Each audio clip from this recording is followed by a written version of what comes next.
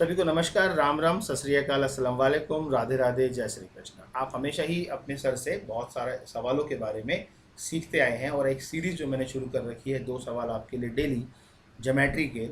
इस ज्योमेट्री के क्वेश्चंस में आपने धीरे धीरे कितना सीख लिया है और कितना सीखना है, इसके लिए बने रहेंगे आप ये अकेडमी पे, सब्सक्राइब करते रहेंगे ताकि आपको टाइम से हमारे नोटिफिकेशन मिलते रहें। और लाइक करना बनता है अगर आपको वाकई ही फ़ायदा हो रहा है तो इन क्वेश्चनों के साथ एक और क्वेश्चन हम आपके पास लेके आए हैं आज। हमने पिछली क्लास में आपको कॉर्ड्स के बारे में बताया और इस तरह के कॉर्ड्स के और भी कई क्वेश्चन हम आपको करवाएंगे। तो फिलहाल हम आपका ज्योमेट्री का लेवल धीरे धीरे बढ़ा रहे हैं, चीज़ों को आपको दिखा रहे हैं, आपको समझ आ रहा है। तो आज के हम इस कोड के क्वेश्चन के अंदर कॉर्ड और टेंजेंट दोनों की बातें कर रहे हैं। तो आइए देखिए हमारे पास सवाल क्या है। The radius of the two concentric circle are 9 centimeter and 15 centimeter. If the chord of the greatest circle be a tangent to be the smaller circle, then the length of that chord is. ये कह रहा है कि हमारे पास एक ही केंद्र को लेकर दो वृत्त बनाए गए हैं, एक छोटा और एक बड़ा, जिसकी त्रिज्या 9 और 15 सेंटीमीटर है। जिसमें कि हाँ, आप चित्र में देख रहे हैं कि यदि बड़े वृत्त की जो जीवा है, राइट, वो छोटे वृत्त की स्पर्श रेखा है। स्पर्श रेखा वह रेखा है जो किसी वृत्त को छू कर निकल जाती है और जीवा वह रेखा है जो किसी वृत्त को दो बिंदुओं पर छूती है। तो जीवा की लंबाई ज्ञात कीजिए। यहाँ जीवा की लंबाई ज्ञात करना या स्पर्श रेखा AB की लंबाई ज्ञात करना एक ही बात होगी। तो हमारे पास चित्र में आपको साफ दिखाई दे रहा होगा कि हमने यहाँ पर आपके लिए ड्राइंग करके रखी हुई है समझाने के लिए आपको। तो आपको समझना है कि इस क्वेश्चन में हमारे पास क्या हमें अप्लाई करना चाहिए। देखिए 90 डिग्री को आप देख रहे हैं, इस 90 डिग्री को देखने से आपको पता लग रहा होगा कि हमें पाइथागोरस लगानी चाहिए। तो ड्राइंग के हिसाब से अगर आप देखें तो बहुत ज़्यादा डिफिकल्ट क्वेश्चन नहीं है, लेकिन लैंग्वेज के हिसाब से आप देखेंगे तो आपको टफ लगता है कई बार। तो इस ड्राइंग में आपने क्या किया, जो बड़े वृत्त की जीवा AB है वही स्पर्श रेखा है छोटे वृत्त की। तो यहाँ पर OD की जो लेंथ है वो आपके पास 9 है और OA की जो लेंथ है वो 15 है। अब आप जानते हैं कि इन ट्राइंगल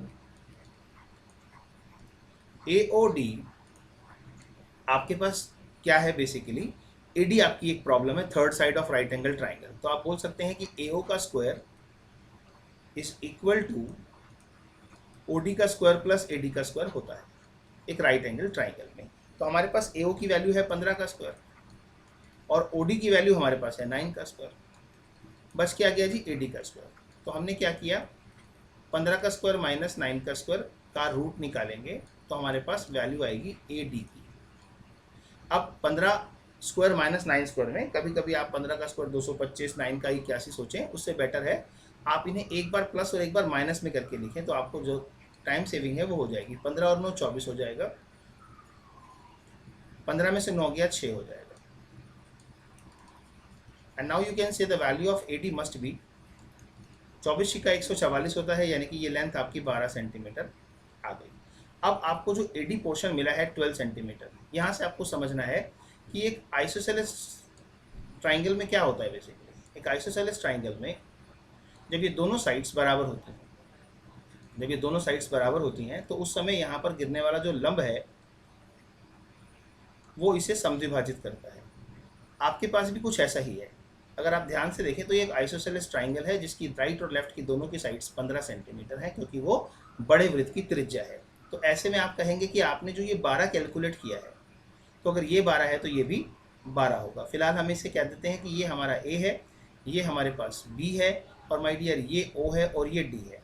अब आपकी प्रॉब्लम क्या थी, जरा क्वेश्चन चलता है, जीवा की लंबाई ज्ञात कीजिए। आपको जीवा की लंबाई ज्ञात करनी है और जीवा की लंबाई AB के बराबर है। तो आपका AB किसके बराबर होना चाहिए, AB must be twice of AD। तो AB की लंबाई कितनी हो गई सर, 2 इंटू में 12 centimetre and that means is equal to 24 centimeters. This is the answer of your problem. तो बहुत कम शब्दों में अगर मैं आपसे कहूँ कि आपको जो चीज़ें समझनी हैं वो अगर कॉन्सेप्ट्स के साथ आपको समझाई जा रही हैं तो आपको ऑटो रन पे ही सब चीज़ें आसान लगेंगी। हम कई बार क्या करते हैं, बहुत हाई फाई लेवल के क्वेश्चंस को पहले पढ़ने लगते हैं, जिससे जो चीज़ें आसान लगनी होती हैं वो उल्टा मुश्किल लगने लगती हैं। तो माय डियर आप ऐसा काम ना कीजिए कि आप सीधे सीधे आप टफ चीज़ें कीजिए। सबसे पहले आप एक ही काम कीजिए कि आपको कॉन्सेप्ट क्लियर करना है, ताकि अलग सवाल वालों जो आपके पास आने वाले हैं उसमें भी आप उसे अप्लाई कर सकें। तो ये थे आज के 2 क्वेश्चन जो आपने देखें। एक क्वेश्चन इससे पहले, एक और बाद में हमने अभी जो किया है। और इसी तरीके से आपको डेली 2 क्वेश्चंस मिलते रहेंगे और आप यहीं पर हमसे मिलते रहेंगे। हमसे मिलने का सिर्फ एक ही माध्यम है, फिर आपको बता रहा हूँ, ई अकेडमी। आप बिल्कुल यहाँ पे सब्सक्राइब कीजिए, लाइक कीजिए और मिलते रहिए। धन्यवाद, शुक्रिया बहुत बहुत।